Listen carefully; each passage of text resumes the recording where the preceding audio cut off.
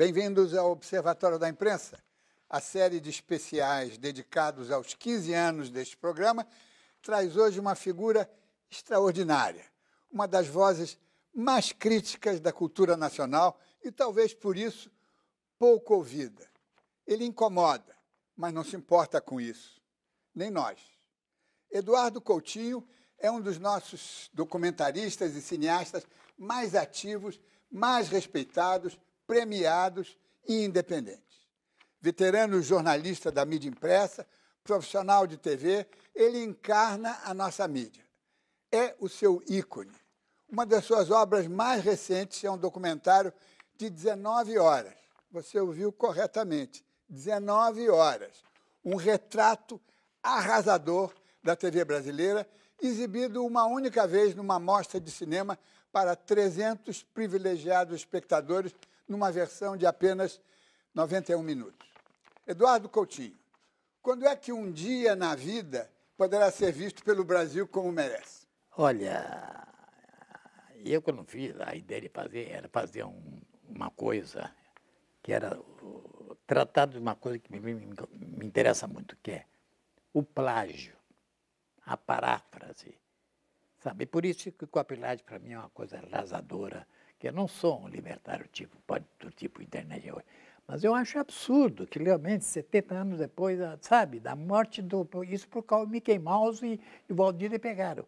Então eu acho que isso é uma... Então por isso eu queria fazer o troço a partir do jornal diário e acumular, sei lá, podia entrar o Capital e a coisa mais imbecil que fosse escrito no livro de escola.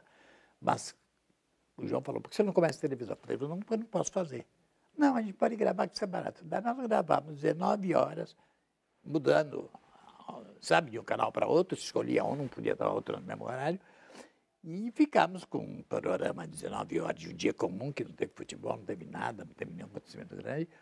E daí passamos um tempo fazendo uma edição e fizemos uma edição em que o Leão Cacote, saudoso Leão Cacote, da Mostra, topou incluir no programa, na programação dele, mas a condição era essa. O advogado nos disse, olha, você não vai ter processo só se, primeiro, entrada livre e, segundo, não sair notícia de jornal. Daí eu falei, tá legal. Não saiu o que é. Então a gente mandou para ele, para o catálogo, era obrigado a botar um nome, e aí botei um nome, Um Dia da Vida, que é um nome de um velho filme italiano, mas enfim, que não diz que é televisão, e diz que são elementos para um filme incompleto que é a ser feito. E o que é verdade, era início de partida para isso. Parece que é uma desculpa à censura. Mas essa 1h20 que a gente lê nos dias 19 horas, e que simplesmente de 6 horas da manhã tinha um programa que era um telecurso e que fechava com um programa de meia-noite do pastor da Universal. Mas nada foi feito no sentido de tornar as coisas facilmente ideológicas, aqui passa para isso, ou por aquilo, entende? Não, é um painel. É realmente assim. Agora, deu para sentir, independente do que está na 1h20, do que está no bruto, mas na 1h20 dá para sentir.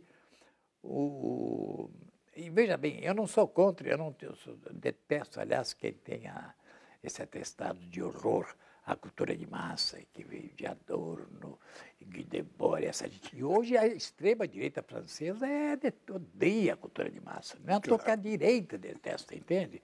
Porque eu acho uma posição absurda, entende? Você simplesmente não saber que ela existe. Se ela existe, tem que encarar e saber o que você pode fazer para torná-la melhor ou não. Eu sou contra a internet, bom, e daí? Né? Então, na verdade, eu não tenho horror às coisas que estão lá. O que é terrível é que simplesmente ela não é nem a televisão molde capitalista americano, nem a televisão europeia, que tem algumas coisas do modelo público. É a bagunça absoluta. E logo de cara, eu digo, eu faço uma crítica do que ela é, de um ponto de vista capitalista. Veja bem, a televisão do socialismo real era pior do que de qualquer país de capitalismo ocidental, que não fosse ditadura. Claro. Mas, enfim, sabe, essa loucura que é aqui ou em qualquer lugar. Porque simplesmente não há fatos. Há poucos fatos de uma interpretação e acabou.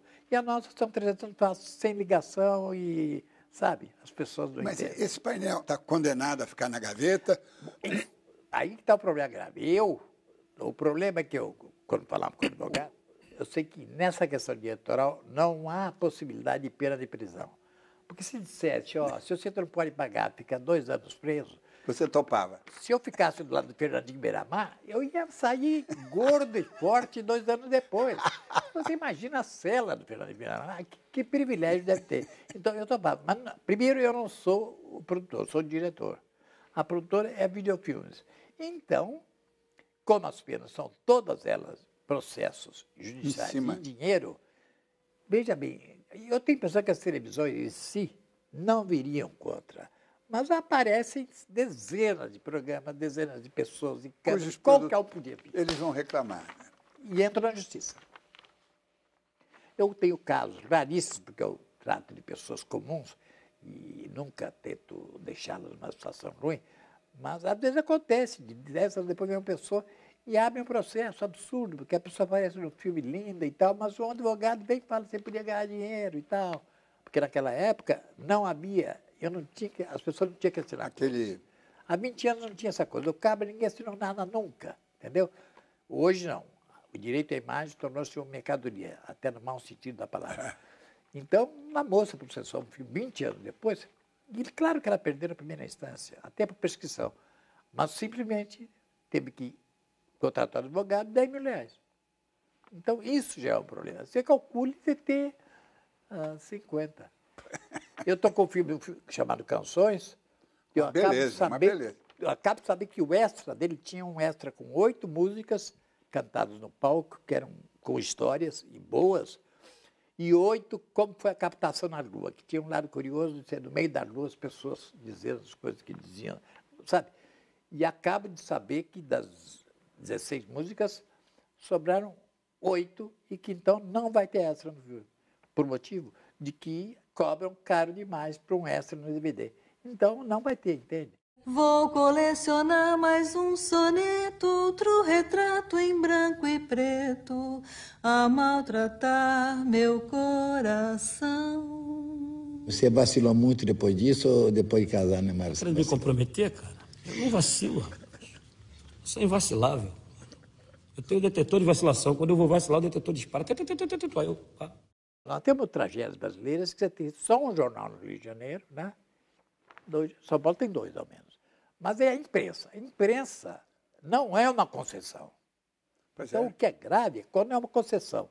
E no Brasil, as pessoas não entendem que concessão é uma coisa pública. Que você pode tirar a qualquer momento. Então, a noção de pública, para mim, a tragédia brasileira é que não tem a noção de público. Exatamente. É a tragédia para o cinema, para a cultura, para a política, para tudo. Não temos hoje e não sei quando teremos. Mas você falou na imprensa, na mídia impressa, não é? E eu quero, digamos, é a referência, não é a mídia impressa que marca todo o processo de comunicação, é mais antiga, né? E dizem por aí que se alguém precisar encontrar você num fim de semana, vai na Rua Jardim Botânico, lá na livraria, numa livraria... Ponte de Tábuas. Exatamente, na esquina da JJ Seabra, que não sei o quê, e encontra você lendo jornal, não é, num fim de semana. Aí a pergunta que eu te faço é muito simplória e pragmática. Você consegue ler os jornais mais do que 15 minutos? Não, já é extraordinário que eu consiga. Porque cada vez tem menos o que há para ler... Veja bem, um jornal de domingo. Eu pego aquele catatal e digo, o que for, compra e venda, não quero. Claro, joga fora. Eu não compro e vendo nada, estou fora desse assunto. Nem quando eu quero me dar. Porque quando te oferece uma coisa por telefone, você acabou de ganhar, é uma desgraça. É um hotel que custa 500, pode pagar 200. Então, não me dei nada. Mas é verdade, diminuiu muito. Agora, eu leio esporte, eu leio política, eu leio... Enfim, no nível de economia. Agora, é impressionante, de fato...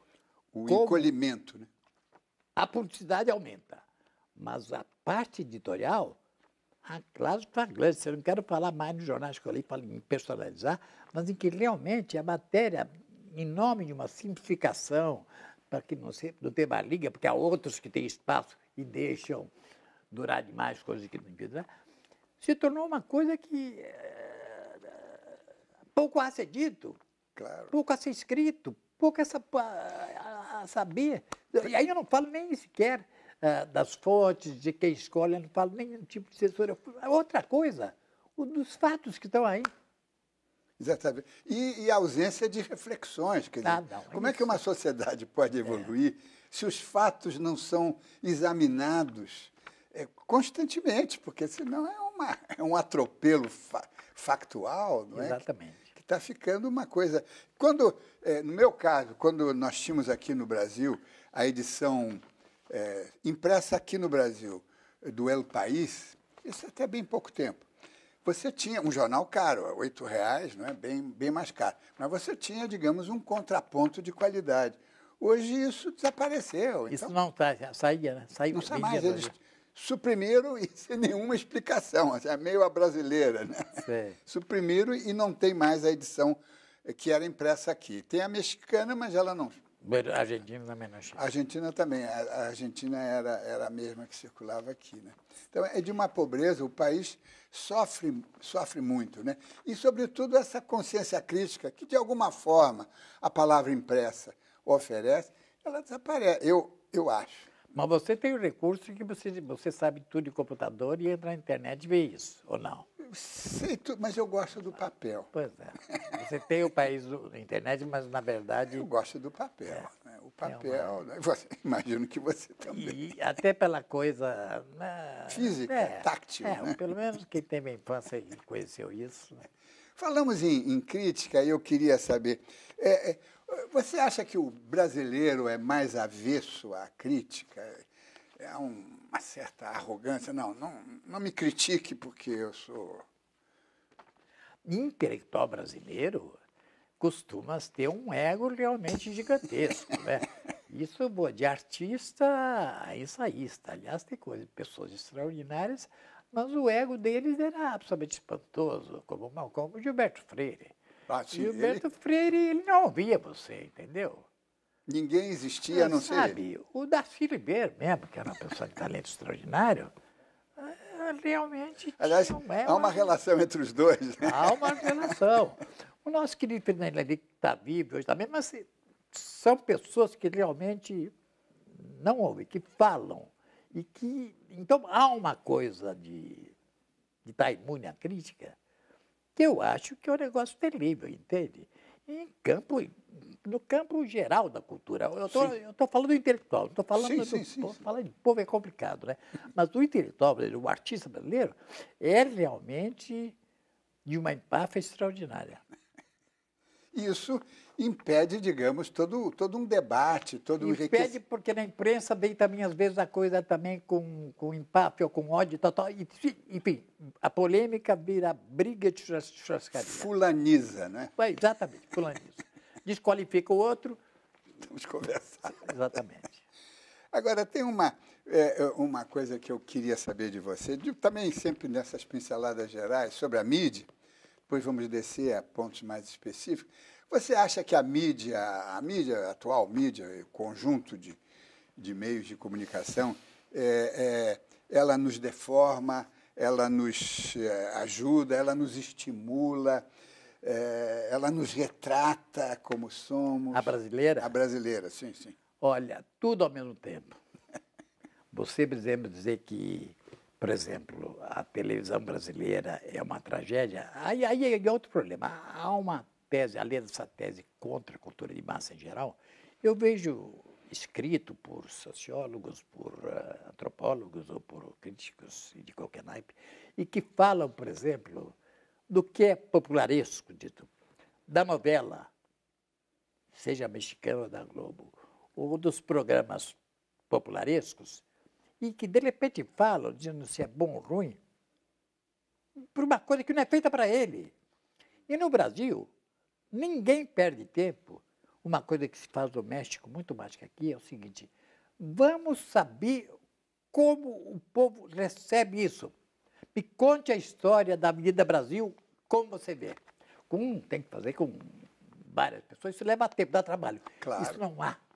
Então as pessoas se assustarem que o melodrama não exista, mas vai existir, pode existir 200 anos. Há um mexicano que escreveu sobre isso, ele era Jesus Barbeiro, que tem um artigo excelente sobre melodrama, né? Você, o negócio da grande cidade da solidão, o melodrama tem vida longa pela frente. Sim. E começou há muito tempo. Folhetim, a literatura nasce com folhetim, Claro, o Mistério de Paris e tudo. Claro. Então, eu não vejo, então, nesse ponto, eu não vejo, eu acho altamente elitista essa opinião de que o que a massa bem sabe.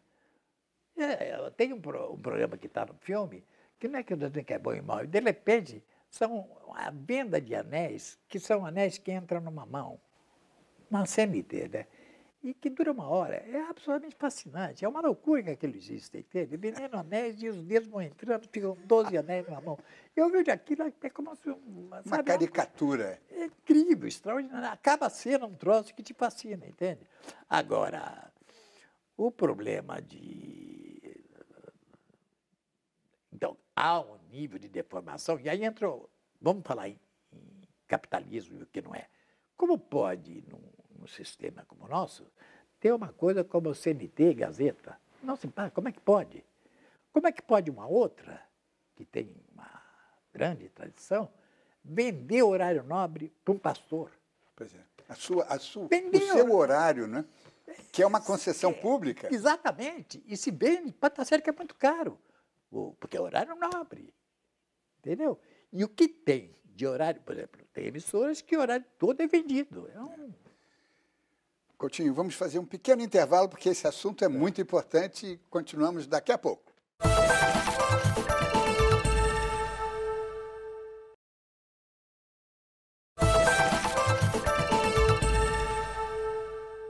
O Observatório da Imprensa está de volta com uma entrevista especial com o cineasta e documentarista, homem de mídia, Eduardo Coutinho. Eduardo,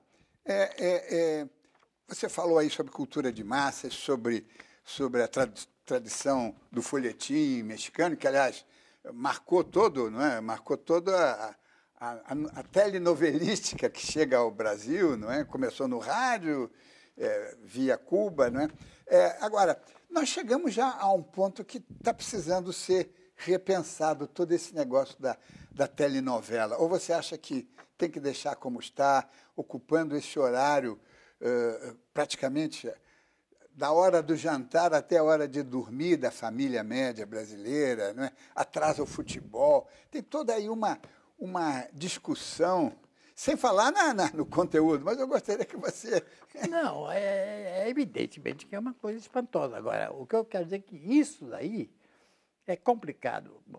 Perto de outras questões gravíssimas, você como forçar, de alguma forma, indicar num dispositivo legal uma coisa dessas. Quando, na verdade, o que eu coloco, a questão é o seguinte, do ponto de vista, digamos, utópico, se eu fosse rei, como diz o Darcy Ribeiro, rei do Brasil de um dia, eu fazia a primeira coisa, eu caçava todas as concessões, provisoriamente, e começava do zero. Quer dizer, eu acho que a Igreja Católica não pode ter uma emissora aberta. Eu acho que a CUT não pode ter uma emissora aberta. Por exemplo, eu estou falando da igreja mais tradicional da que é católica. Claro. Não pode ter. A CUT não pode ter, nem outra, não tem. Tenha fechada. Esse, ao nosso ver, nós temos feito uma série de programas sobre isso. Esse é a aberração inicial, né? A deformação básica da televisão brasileira. São essas concessões a igrejas, não é?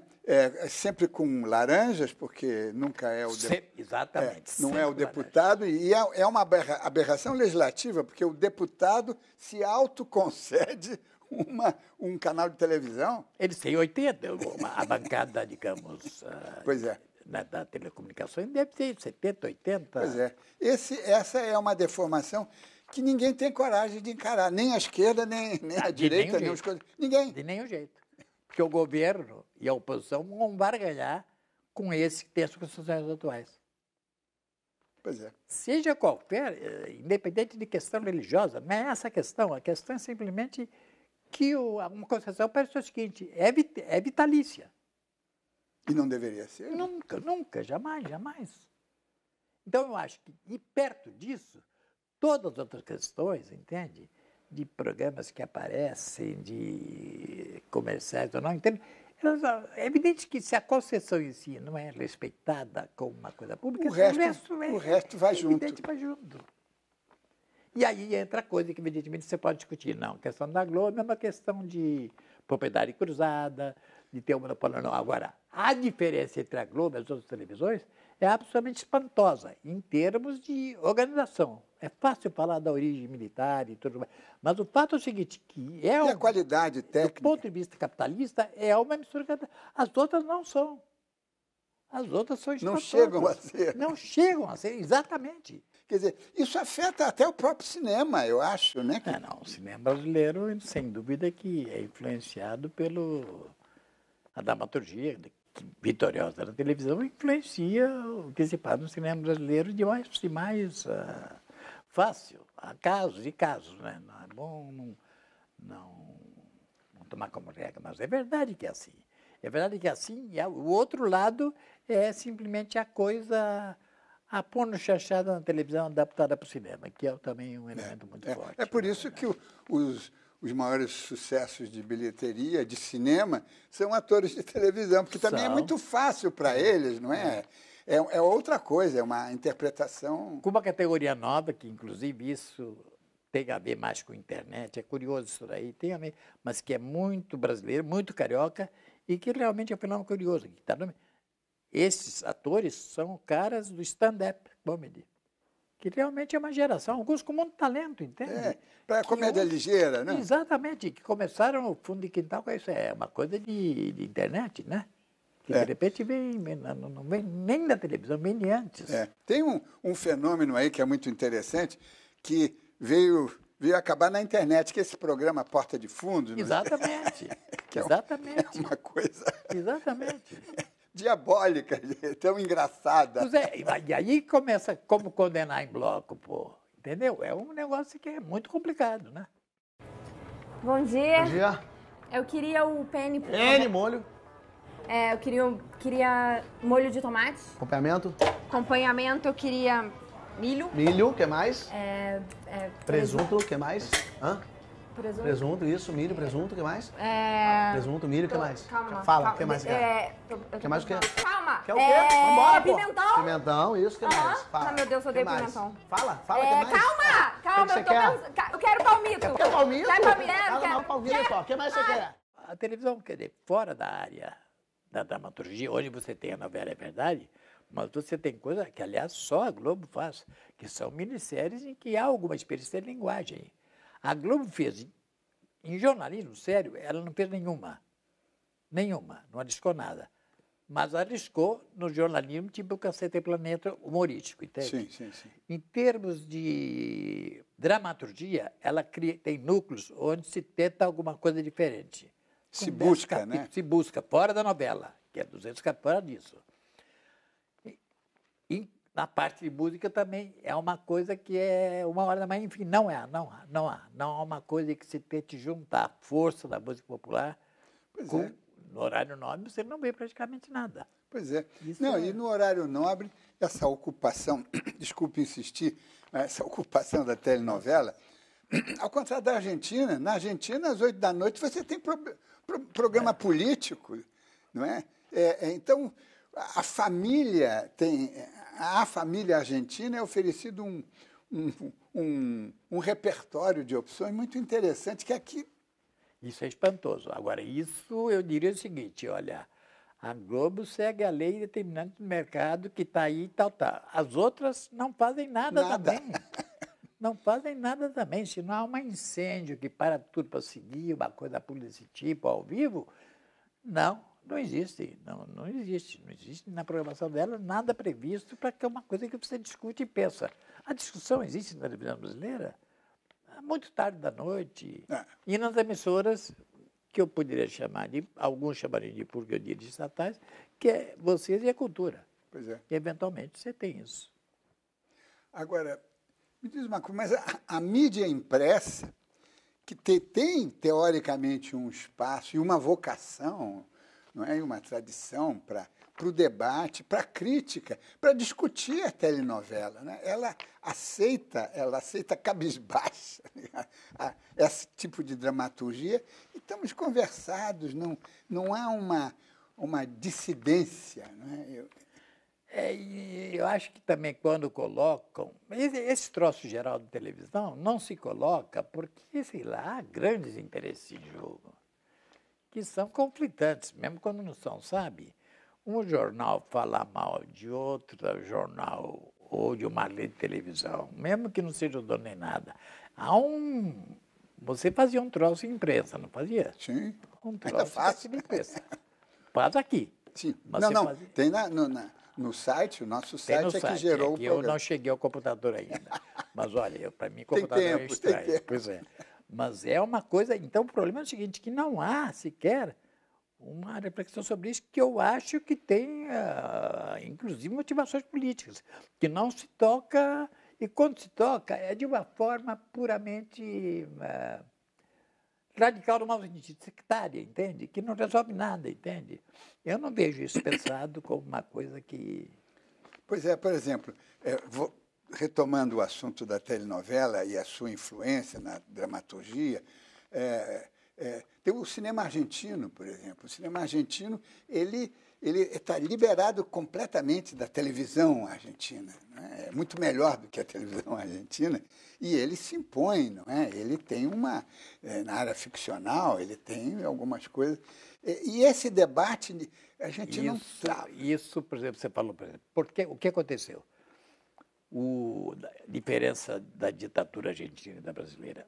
A brasileira construiu essa coisa de comunicações, estradas e torres, etc., na qual emergiu a Globo, e outras que vieram, na verdade, subiram depois, que são subsidiárias, enquanto que a ditadura argentina simplesmente estatizou e não fez nada. O que eu quero dizer com isso?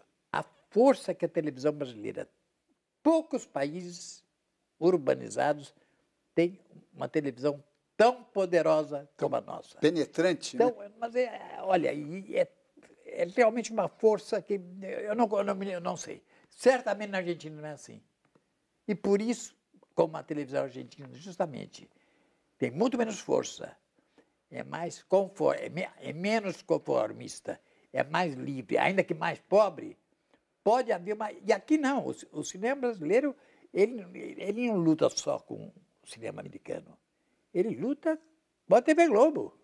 Claro, com os paradigmas. E é muito desigual, entende? Então acaba fazendo o quê? Copiando, se apropriando.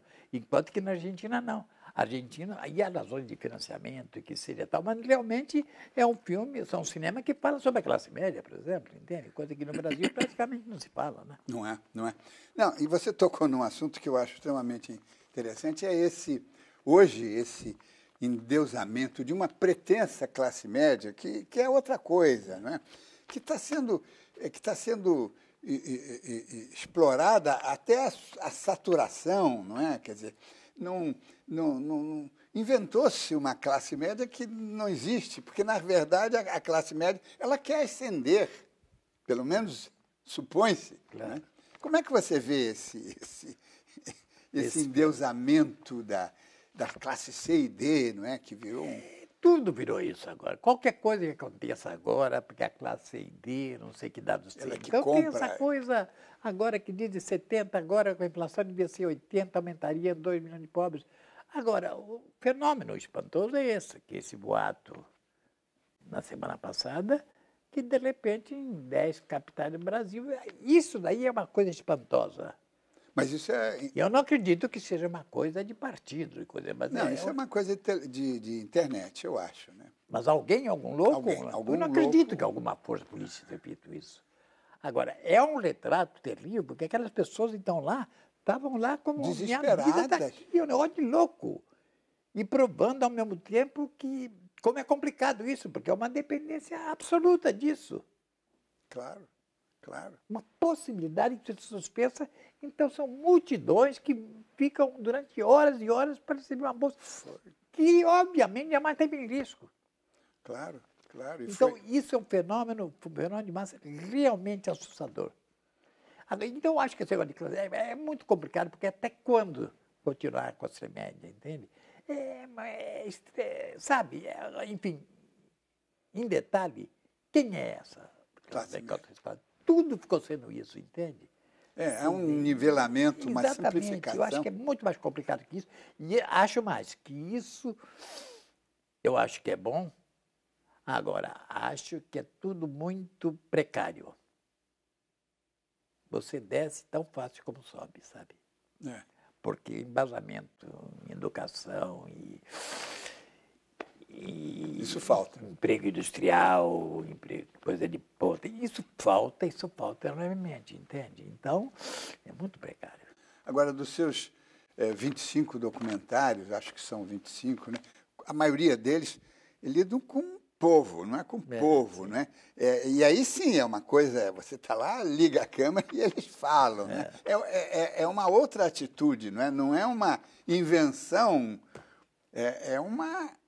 Olha, se houver invenção, que seja deles, não minha. É claro. Na verdade, documentário é aquele cara que abdica da sua invenção pela invenção do outro. Do outro.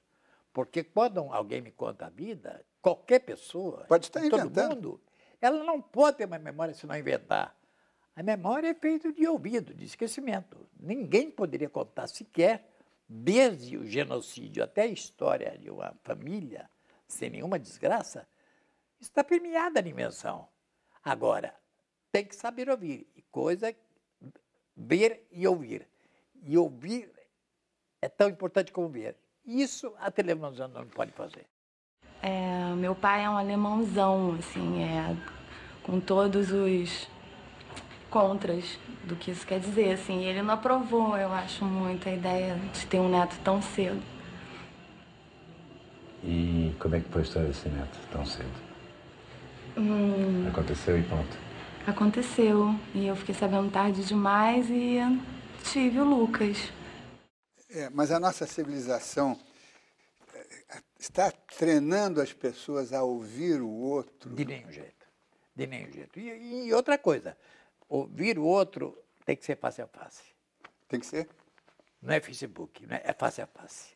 Essa coisa é realmente... Eu não sou catastrofista, mas o contato face a face é uma coisa que cada vez se torna mais, sabe, um sonho. Você não tem contato face a face. Quando tem irrelevante, você acha que o contato relevante é aquele que você teve no Facebook. Mas é uma loucura isso. Isso é uma face. A internet tem 1000 possibilidades, 1000 perigos. Mas uma das coisas que tem é essa, que realmente quem ouve alguém. Eu acho que ninguém ouve ninguém. Vamos pegar a internet e vamos tratar dela no próximo bloco, daqui a pouco.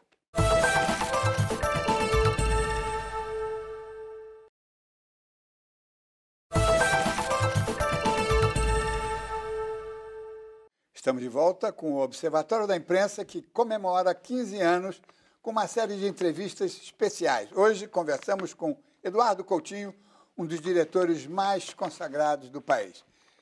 Eduardo Coutinho, estamos falando sobre internet, uma coisa que você não desconsidera, não existe para você.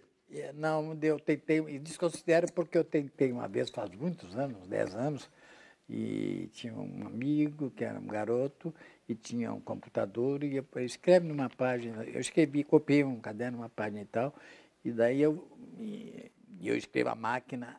Eu sou da Olivetti, não automática, não elétrica. A elétrica já era um problema para mim. Aquela Olivetti que se usava no JB, no Copidesc. E que você batia com força e não repetia.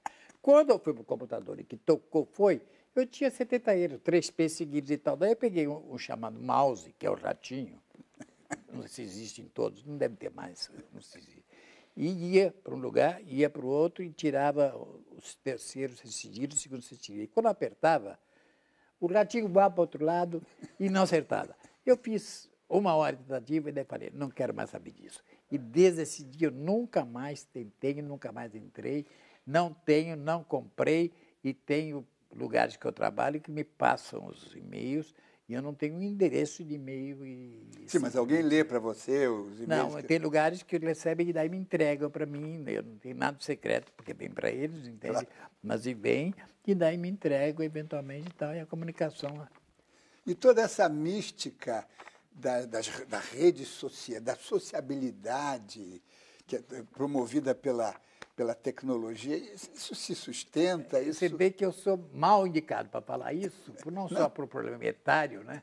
Porque isso daí realmente... Somos exatamente da mesma geração. E os jovens conheceram o mundo que tem isso já, né? Então, sabe, você fala em coisas, juízos de valor, de coisas que simplesmente estão lá, antes deles nascerem. E mesmo para quem tinha 10, 15 anos, vivia em outro mundo. Eles foram todos criados. Quando fala da cultura de massa, do tempo da dura, que era o rádio, depois fez o cinema. Agora é outra coisa. E no caso da internet é uma coisa que simplesmente, sem saber nada no que afeta a sociabilidade.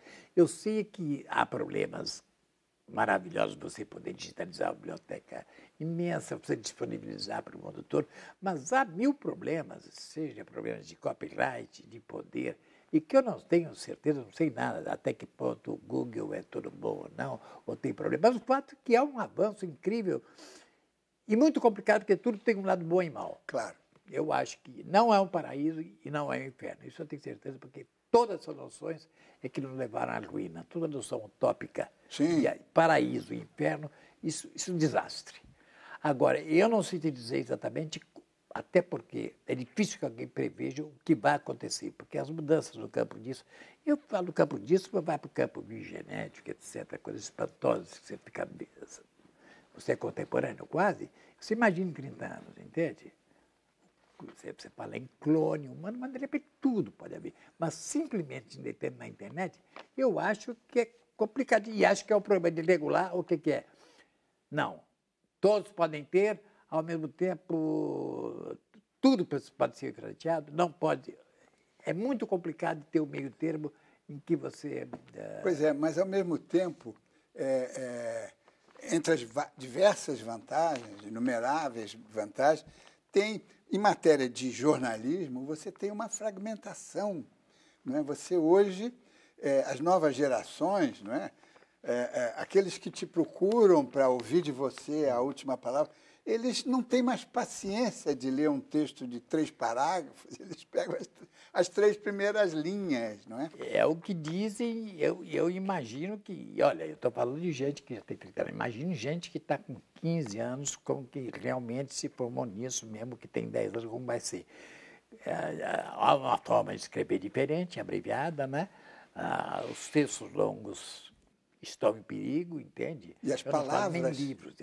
Exato. As palavras mudam, as palavras passam a ter outro sabor, porque elas nem são ouvidas, elas passam, sabe, imaterialmente para o outro lado. Isso vai mudar a forma de ver o mundo, a forma de sociabilidade que você fala, vai mudar. Agora, até que ponto, o que vai ser para o bem, para o mal, é difícil dizer ainda. Certamente alguma coisa vai... Mas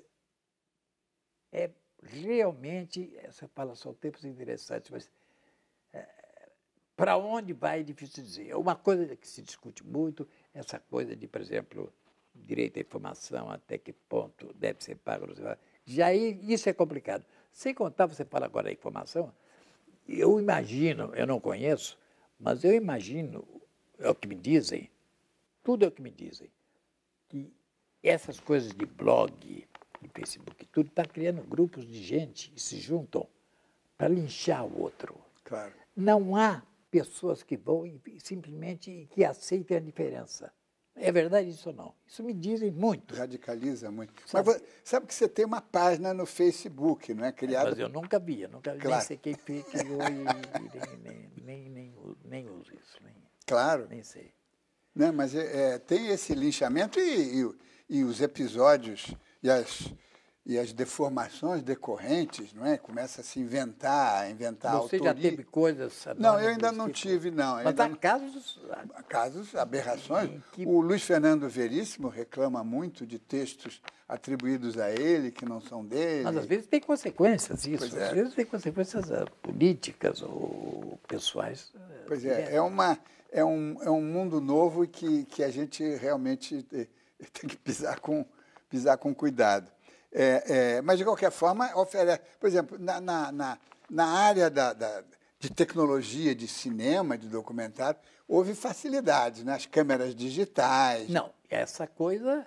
Aliás, quando falam que eu, por exemplo, construí mais a televisão, tem uma coisa extraordinária que, simplesmente pelo fato dela existir, foi que ela proporcionou um mercado para que fizessem câmeras cada vez menores e depois um aparelho de som, enfim, criasse o cinema direto. Você não tinha que se digitar hoje, acabou o laboratório. Isso é uma coisa extraordinária. Porque como era difícil depender lá da... Era de um laboratório, imaginou? O fotógrafo, de calcular a gama de cinza, isso é impressionante. Isso gera uma enorme massa de produtos. Às vezes as pessoas me perguntam, eu vou sair, eu tenho a ideia de fazer um longa. Eu pergunto para o cara não fez nada, falou assim, eu tenho metal. Bom, você não tem que pensar se é um longa, não. Você não sabe o que vai ser. Você tem amigos, câmeras que são dadas e que filmam de qualidade. E começa um troço que você não sabe o que é, se for o caso. E seja sincero. E se é sincero, não resolve, porque para ser sincero é muito ruim. Claro. Mas antes se faziam filmes R$100 mil para fazer um curta-metragem. Esse troço acabou. Mas você tem filmes seus que estão no YouTube, não tem? Isso, porque eu acho que é inevitável. Acho isso inevitável, nem sou produtor de nenhum. Eu nunca sou produtor dos meus filmes, nunca. Portanto, nem cabe a mim agir, mas eu acho que é inevitável. Eu acho que é inevitável, eles estão em YouTube ou coisa desse tipo, e são baixados, acho que de graça não tem como. Agora, isso é um problema se o Brasil, para filmes que pertencem à indústria, o documentário nem pertence à indústria, o documentário é uma coisa marginal na indústria. Mas é um problema que o grande cinema industrial próprio americano vai ter que enfrentar, e na música se encontrou uma solução mais ou menos harmoniosa. Em artes visuais é muito mais complicada. Agora, você me responde uma coisa. Esse novo marco regulatório de conteúdo nacional, você acha que nós temos capacidade de abastecer todas as televisões de cabo com conteúdo nacional de qualidade? Por exemplo, se alguém descrever, isso se fala muito disso, e ninguém me disse ainda exatamente, não está resolvido se tudo, mas uma parte está, quais são, assim que eles chamam de conteúdo, como é que chama? Tem um nome para isso. Conteúdo, não sei o que teria que ter. Sim. Como é que chama? É um tipo de televisão a cabo, não, que teria que ter apropriado. Eu não sei em função de que eles escolhem esse tipo de canal. E que já está gerando uma demanda. E essa pergunta que você faz, me interessaria bem em jornal e não. Veja o seguinte, essa pergunta em dados. Olha, se atualmente tem 35, isso vai para ter 1h15 por tal, o que vai ser isso? Vai ser reprise? Você sabe que já é um problema desse tipo. Claro. Você reprisa.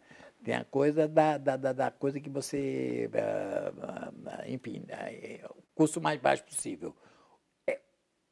Produzir é realmente possível? Produzir de que forma? Eu não sei. Isso é uma questão porque ninguém o fala. capitalismo nacional tem condições de apostar em conteúdo de qualidade, como tem nos Estados Unidos, na França, né? Na Argentina, em todo mundo. Eu acho isso difícil de dizer, porque eu nem sei o tipo de canais qualificados que são obrigados a ter essa, 1h30 por semana de coisa. E o que significa isso? Por exemplo, uma televisão... Tem vários canais que estão fazendo coisa. Eu sei que a O2, que sabe o que está fazendo porque ganha dinheiro, a O2, que é a produtora de cinema e a maior produtora de publicidade do Brasil, está trabalhando com várias televisões. Sim. Eu sei que a Conspiração, que é outra grande produtora, estou falando de produtoras de publicidade que fazem cinema também e que entraram nesse ramo. E são pessoas que têm capital, que estão fazendo coisas para dar certo. Agora, existe capacidade, essa coisa é sempre discutida em termos gerais. Eu não sei, por exemplo, quantos canais são. Eu não sei porque um é, o outro não é. Essa coisa que eu estou falando em pensa é que não existe a coisa qualificada, a informação, que você, sabe, é como dizer classe média de pessoa, não tem. Tem uma coisa, é possível que exista isso, que se discute o seguinte, não existe possibilidade de preencher, por isso que tem reprise, ou não tem. É uma questão. Claro. Eduardo, você mencionou que o documentário seria algo marginal da indústria cinematográfica. quer dizer, sob o ponto de vista de talvez quantitativo, sim. Mas do ponto de vista temático, por exemplo, eu tenho visto que, como jornalismo, os documentários estão ocupando um espaço extraordinário. Não é? Eu tenho visto alguns documentários, não todos, porque não chegam aqui e tal, mas eu tenho notícias extremamente interessantes. Quer dizer, estão fazendo com o documentário aquilo que a mídia impressa não está... A televisão fechada, inclusive, tem mostrado de coisas de fora daqui e algumas coisas de dentro até que tem coisa que lida. Porque aí que está o problema. Eu fui jornalista, eu trabalhei 3 anos na Visão com você. Você era já um jornalista conhecido. Eu trabalhei depois 9 anos na Globo, TV Globo e me digo mais. Foi um período maravilhoso. Graças a isso, eu pude trabalhar 3 anos e fazer o Cabra, porque eu tinha um salário na TV Globo para fazer um filme. Então, veja bem, eu não tenho nenhum problema com isso. Esta é a nossa chegada para o 2º dia de filmagem com Elizabeth Teixeira. No total, foram 3 dias. Elizabeth, tá aí? Vem aqui, dona Elizabeth, aqui um pouquinho. Como é que tá a aula? A aula tá aqui, eu tô menino. Oi, tudo bom, Clotinho? Tá. Oi, tudo bem pra vocês, gente? Estamos atrasados em jornalismo. Fora disso, eu tento fazer um troço, digamos que eu odeio de um lado o jornalismo, porque eu não quero informação. O que não quer dizer que falte informação e análise de informação. Falta nos canais indicados para fazer isso, inclusive, entende? E nos filmes, há coisas que são de caráter, e o documentário de caráter jornalístico, que são obras-primas, e há coisas de caráter poético e mental, que são drogas, entende? Agora, o problema é realmente encontrar, no fundo, ângulos novos. O ponto. O tema, para mim, não tem a menor importância. Eu tenho vontade de fazer um filme sobre nada. Simplesmente o que significa uma pessoa diante da câmera, diante da outra. Porque agora, se o tema é a seca, a fome, não tem a menor importância. Essa crítica que fazem, que alguns dos seus filmes são muito falados. Mas isso, por exemplo, para mim é uma coisa que eu aprendi na prática. Não foi que um dia eu pensei nisso. Mas na prática de fazer, eu fui fazer um filme sobre religião e falei assim, meu Deus do céu, e não é rádio. Porque alguns me dizem, por que você não faz rádio? Não é, porque a presença do corpo humano, ela emana uma coisa chamada voz. E a voz separada do corpo é uma tragédia. Boa tarde. Oi, vai sentando, né? Vou sentando, já sentei. Acontecem umas coisas comigo que é, tipo, muito louco. Como é que eu, negra, sem estrutura nenhuma, vou entrar numa de ser atriz? Que doideira é essa? Peraí, nem a 4ª série? Então, é outra coisa. Você fazer coisas maravilhosas em rádio. A Alemanha fez, a BBC faz. Sim. Mas é outra coisa. Então, para mim, um corpo que fala, mas tem que estar presente, e, ao contrário, uma imagem que ilustra aquilo que o corpo que fala com força é sempre mais fraco, porque fala do marido que morreu. Eu não me interesso ver a cara do marido que morreu.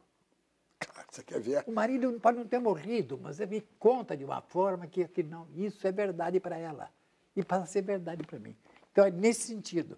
Agora, eu acho que tanto no documentário tipo jornalístico, porque existe uma relação para o documentário, que o documentário jornalístico ou não será dominante nunca, porque ele não faz sonhar. Teoricamente, a ficção, porque já há gêneros híbridos que é meio documentário, meio ficção. Cada vez ficará mais híbrido. Mas, enfim, há um problema da pessoa sonhar, é uma história supostamente não acontecida, porque é baseada em fatos reais, é uma lenda, no fundo, e tem atores. Portanto, aqueles atores estão vivos, matam no fim e tal. E documentário é diferente do seguinte, os atores são pessoas que vivem e morrem, né? Então, claro, você tem que ter cuidado com isso. Muito cuidado. Uma perguntinha final.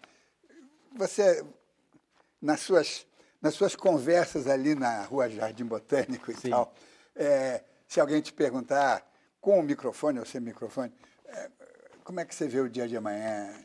Otimisticamente, pessimisticamente, em matéria de mídia brasileira? Em matéria de mídia brasileira ou em matéria de mundo?